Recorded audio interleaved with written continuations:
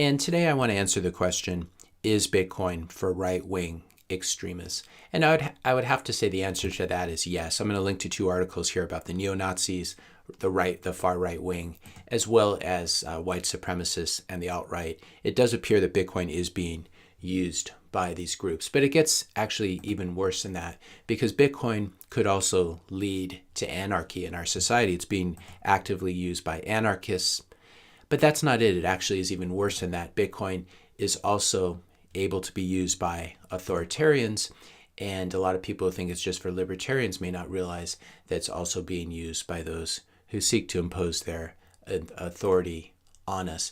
In addition, Bitcoin is being used by terrorists worldwide. This is quite clear. I'll link to a couple articles on this. Bitcoin is definitely being used by drug dealers, and it may have even played a part in the opioid crisis, unfortunately.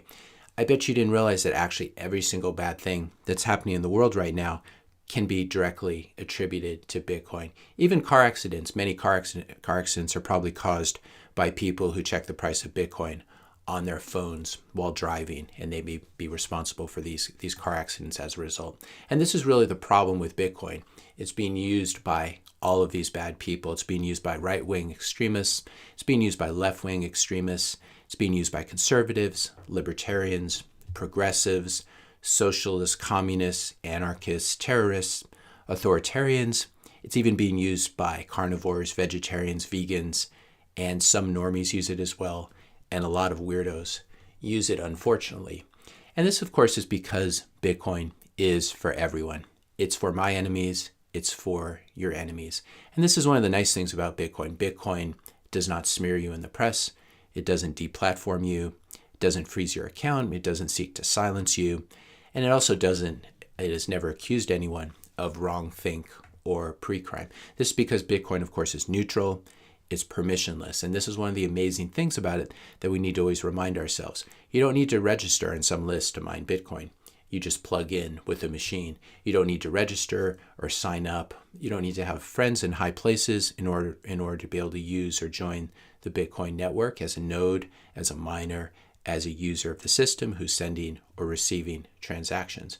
Bitcoin is definitely for friends, and it's for enemies as well. And I have to say, I want my enemies to be able to use Bitcoin, and I want your enemies to be able to use Bitcoin as well.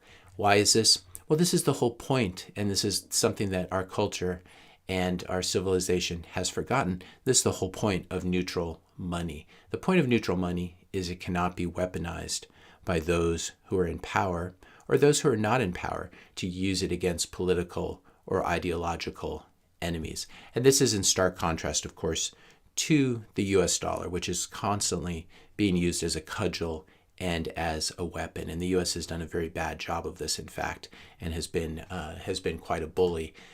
I'm going to link to an article here about Russian sanctions and their impact. We know about the sanctions on Iran as well. And this is all well and good if the time comes when the US dollar is being used against people or groups that you may not like. But it's not so fun, and you will be at the receiving end if it ever gets used against you and your family. And this could certainly happen even if you're completely innocent of any crimes. In the future, when we have US dollars, CBDCs, central bank digital currencies, also called Fed coin, or as I like to call it, spy coin, surveillance coin, when you have these in your Fed wallet and you no longer have a bank account and they get turned off because you're on the wrong political side of things for that season, then you will understand what Bitcoin is and why it's so important to have a neutral money. And when the whole world is being controlled and under the influence of central bank digital currencies, and there's a sort of locked-in system, at that point, everyone is going to realize that having some Bitcoin is not just a luxury, it's actually a necessity. And this is one of the things that's going to continue to drive adoption and to drive the price to skyrocket, because you will be willing to pay any price for a few sats at this point, because Bitcoin will be neutral money, remains neutral money. Bitcoin is and will remain freedom money as well. I believe that the cultural and social attacks on Bitcoin are going to be brutal. They're going to come from the left, and they're going to come from the right as well. We've just had President Trump was very vocal about talking about how he hated Bitcoin, and he actually asked Mnuchin to go try to shut it down. And I would say that Biden is not, certainly the people he hires are not in favor of Bitcoin either, people like Janet Yellen, for example. But I think that this is going to be part of the attack on Bitcoin because it's very difficult to attack the network. It's a very secure, decentralized, very strong network, but you can do cultural attacks and social attacks on Bitcoiners. And again, this can come from the left and it can come from the right as well. It can come from anarchists. It can come from authoritarians, these attacks. And you're going to hear stuff like Bitcoiners are rich and did nothing to deserve it. And people will fail to remember the sacrifices that people made, the people who sold their cars, who sold their houses, who lived in their cars temporarily while they were stacking sats, the people who hodled through terrible, terrible volatility and endured that stress and had their hair turn gray because of it.